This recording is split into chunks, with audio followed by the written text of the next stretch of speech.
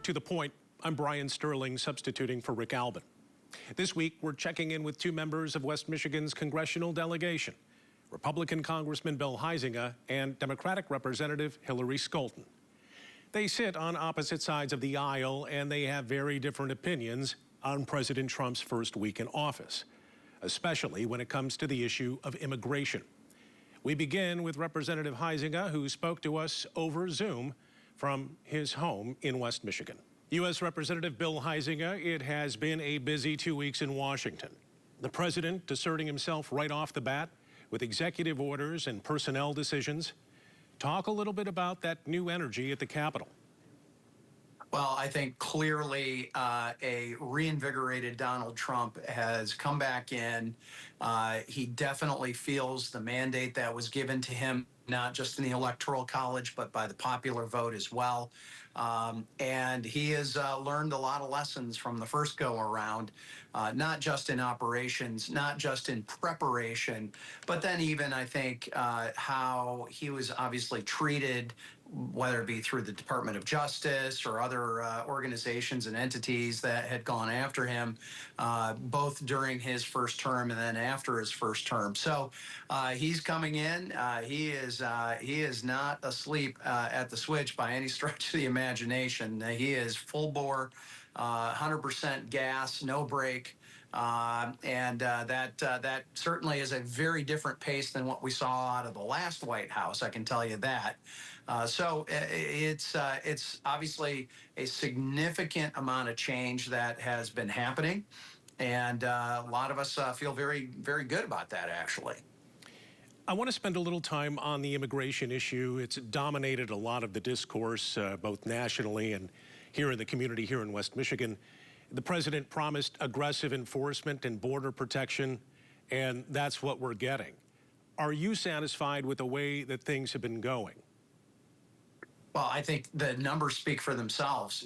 You look at what has happened at the southern border and the deluge, the flood of people coming across the border. And I've witnessed that personally in Eagle Pass and other places along the border where they were having just thousands and thousands of people crossing in each one of the sectors across the southern border. That's now a trickle.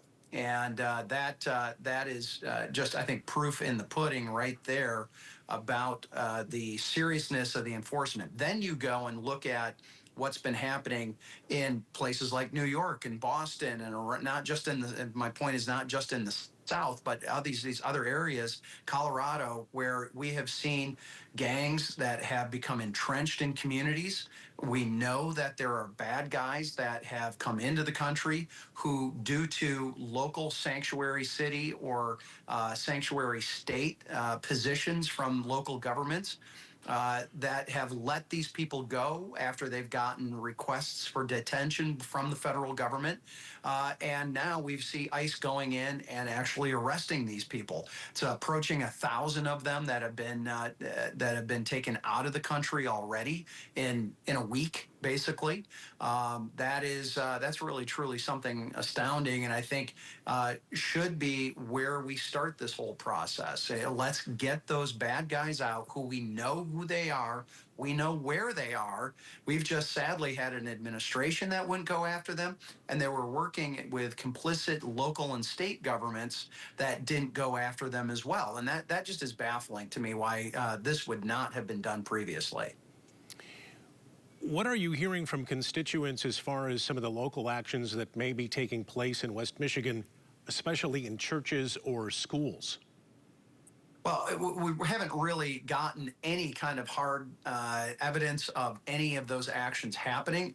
I've seen some letters out of schools and those kinds of things saying, and even local governments. We saw this in Kalamazoo Township, what they're going to do and not going to do.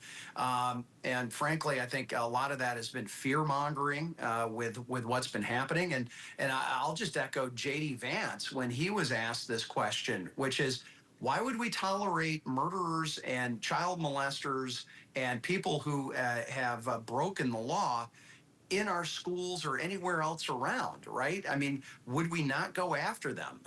If regardless of immigration status. I mean, that's the odd thing. They have a certain protected area because of their immigration status, which, by the way, is undocumented or improperly here in the country. So that we haven't seen any of that hard evidence here locally. We've heard a lot of talk about it, but there hasn't been any evidence that has come to light for me. Already this week, you mentioned this a little bit, some schools and cities here in West Michigan, they have started floating this idea of sanctuary status. Would you support eliminating federal funding for organizations that would defy those enforcement initiatives? And I guess, would that include law enforcement agencies who say that they won't comply or help? Well, so a law enforcement agency typically, though, is doing so at the direction of a local government, right? Unless you have some sort of independently elected sheriff who's saying that. But what we are seeing, like, and again, Kalamazoo Township is the most specific example we have because this was put out, and my understanding is they've now paused some of their own actions. You have to ask yourself, what is going on with a local government or a state government that they're saying we are going to consciously defy federal law? This has been a problem and a concern that I've had, and many of us have voiced for years about this. And this goes back to the first Trump administration.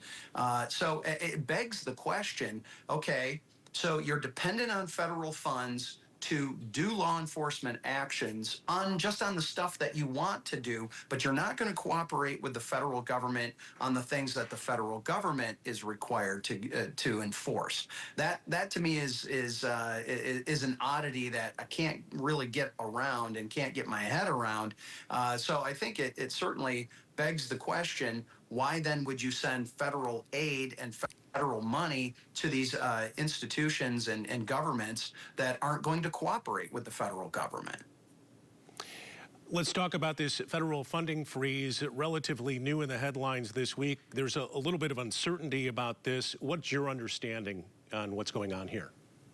Yeah, there is a lot of uncertainty. And look, we've been dealing with dozens of groups and organizations in the 4th Congressional District already today. We're getting clarification. There's clarifying memos, whether it's the president, Caroline Leavitt, just had her first press conference. This is in an effort to kind of clarify some of those things. What we do know, what it doesn't touch, are things like Head Start and any of the school funding and any of the student loans and any of those direct programs that go into individuals in addition to that. And my understanding of that, this is an effort to take a pause, and this is what it is, a pause till February 10, and really review what has been put in place. And it's well known, and they were very open about it. The last administration, the Biden administration, was trying to come in and quote unquote Trump-proof the federal government. And we're putting all these programs in place that I believe do need to be reviewed. So here's the problem, Brian. We are at $36 trillion in debt. $36 trillion in debt. Pre-COVID, we were at about $4 trillion of spending. Post-COVID, we're at $7 trillion of spending. We have a spending problem here in the U.S. It's about priorities. It's about making sure that we are funding the things that we legally have to fund. I will tell you, I've got one example. I'm been on the Foreign Affairs Committee, and something that we are working on right now is a reauthorization of the State Department. And that has not been done in 22 years. 2002, just after 9/11, was the last time the State Department had an official review of all of the programs that it's doing. USAID, all of the other foreign aid programs, all of the stuff that, both good and bad, that people have seen in the news, about transgender shows down in Ecuador, which is a real program that the federal State Department has funded. Those kinds of things need to have a review. And that's certainly the effort of it.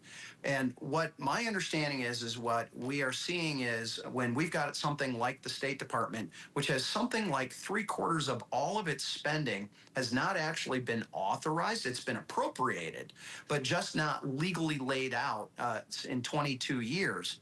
we need to go back in and review that and really weed the garden here. Meaning, let's make sure that we're doing the things that benefit the United States and benefit our position in the world. Let's weed out the programs that haven't been benefiting us. And we have a responsibility collectively to the American taxpayer and future generations to not bankrupt this country. Right now, that is it's in the process of being this slow motion bankruptcy. Final question, Congressman. Critics of the president say programs will be cut for his desired tax cuts. Should Medicare and Medicaid recipients be worried? He's been very clear about that. That's not going to get touched. Social Security is not going to get touched as well. It really is about how you go in and prioritize. And what we know, and look, I lived through this during the Obama administration, where the corporate tax rate, for example, internationally was too high. Barack Obama and Biden, as vice president, even acknowledged that. We ended up being just below 20%. That puts us more in line with where the rest of the world is. The problem is that we also have had inflation due to our federal spending that has skyrocketed costs for families across the country. And it's just interesting seeing my Democrat colleagues now suddenly worried about the price of eggs and worried about inflation. And it's like, well, where were you when you were talking up the economy under the Biden administration? Because that was when we were seeing, whether it was energy costs, food costs, living costs for hardworking tax-paying Americans, that's when it rocketed up. Still ahead on To the Point, U.S. Representative from the 3rd District, Hillary Scholten. The second-term lawmaker returning to a new Washington. We get her take on President Trump's first 2 weeks and his tough stance on the border. It is a new era in Washington, and for House Democrats, that means trying to buttress their caucus against the headwinds of an aggressive Trump administration. From immigration to cabinet appointments, the president continues to push boundaries, and Democrats are on their heels. We continue our program with the Democrat from Michigan's 3rd Congressional District, Representative Hillary Scholten. Representative Hillary Scholten, it has been a flurry of activity in Washington. You're back in the district this week. How was your first week back in Washington, and what are you hearing from your constituents? Yeah, well, it certainly has been a flurry of activity. My whole family was there for the inauguration. I wanted to send a strong message about the peaceful transition of power and my commitment to work with anyone who is in the White House, Republican or Democrat. It is, I go to Washington to serve West Michigan regardless of who is in that seat. And so, my whole family showed up for the inauguration, and, it's been a flurry of activity since inauguration, crescendoing into an executive order that just came out today, Tuesday, saying that all government funding would be paused as of 5 p.m. today. And we're just hearing an outpouring from constituents and stakeholders over confusion on what that means. Confusion seems to be built into the process. Is it intentional, I guess, to keep people on their toes? But obviously it creates a lot of anxiety. It creates a lot of anxiety. I certainly can't speak to the intentions of the administration, but it seems like they wanted to have a blanket freeze because they were concerned about funding levels everywhere, but their concerns over, minute details that they don't understand has caused devastating impact. The White House press secretary today said, well, they had heard, that there was almost $50 million in condoms sent to Gaza, and that was a reason stated, an actual reason stated, for why they wanted to pause this funding. Almost sent, not even sent. If there's a problem that you have with that particular funding stream, stop that funding stream and figure out what was happening there. Don't end all payments everywhere. They've stopped domestic assistance, foreign aid. This is not only hurting us domestically, but internationally, threatening our national security. I got a call from a woman here locally just this afternoon. An elderly woman takes care of her disabled grandchild who draws on Medicaid for survival. And she said, we can't get our payments. The memo specifically said that Medicaid should be exempted, yet in every one of the 50 states, the Medicaid portals are down and people can't access them. It's right. Chaos, confusion, devastating consequences. Still needs to be ironed out, obviously. as they're working through that process. Let me turn to immigration. Enforcement and crackdowns have begun at a blistering pace. Yeah. That's raising anxiety here in West Michigan. What are some of your concerns there as this enforcement starts to play itself out? Absolutely. To be clear, America has the right to enforce our immigration laws, and we should be doing that. I myself worked at the nation's top law enforcement agency, the Department of Justice, working on enforcement issues. It's not enforcement that's the problem, it's the how. And we have a lot of concerns about the way that the Trump administration is threatening, and we have seen in the past, to carry out some of these raids, in blanket ways that can target both the intended target, but also collateral individuals as well, including sometimes U.S. citizens. And we saw here in the past, the case of Hilmar Ramos Gomez, who was handed over to ICE, a U.S. citizen, a decorated Marine veteran who was held in ICE detention for 3 days. We can't have that again. I'm deeply concerned about it. And, we're hearing a lot of rumors. We don't have any, verified raids here locally yet, but I'm staying in close contact with our stakeholders for impacted communities, as well as keeping an open line of communication with ICE officials here as well. You mentioned those rumors, they're rampant. Is schools and cities now considering sanctuary status for themselves? But there's a real fear of federal funding being cut or other forms of retribution. How do you keep the vulnerable from being caught up in this? Yeah, I mean, we have to be clear-eyed about what the purpose is, what the target is, right? Again, there is no problem with enforcing our immigration laws. If ICE wants to go after a dangerous criminal who has violated the law and has no permission to stay here in the country, they absolutely can go after that individual. But to go and arrest a bunch of people because you assume that they might be undocumented, this is the problem. How do you tell something like that, right? You're using a judgment that is often based on impermissible characteristics like race, national origin, that doesn't necessarily indicate that someone is in this country illegally. So we have to follow the law to make sure that we can protect the vulnerable. ICE is required to follow the law. Absolutely. And you just mentioned, are you worried about profiling or things of that nature? Again, just given some of the rhetoric that has been used by this administration and the fact that we have seen it in the past, of course we're concerned, and we want to make sure that that doesn't happen again here in West Michigan. So keeping those lines of communication open with our local law enforcement, with federal enforcement agencies, and with schools and constituent stakeholders to make sure that we know what's happening and that people know that they have a recourse. We have people reaching out to us saying, I'm a U.S. citizen. I've lived here my entire life. I was born here. But, I'm worried that someone will think that I am an undocumented immigrant and I'm going to get rounded up. People don't deserve to live in fear like that. What about this notion of getting local law enforcement involved in helping with ICE and their enforcement efforts? A lot of chiefs of police are pushing back against that, saying that we're not in that business. Yeah. But at the same time, you have other lawmakers saying, look, they should be part of this process because they need to follow federal law. Well, the problem with this, again, and as we saw in the case of Hilmar Ramos Gomez, is that, our local police department are tasked with very specific laws, enforcing our criminal codes, that we have here in the state of Michigan and in the city of Grand Rapids. Their main job is to go after people who are committing crimes here.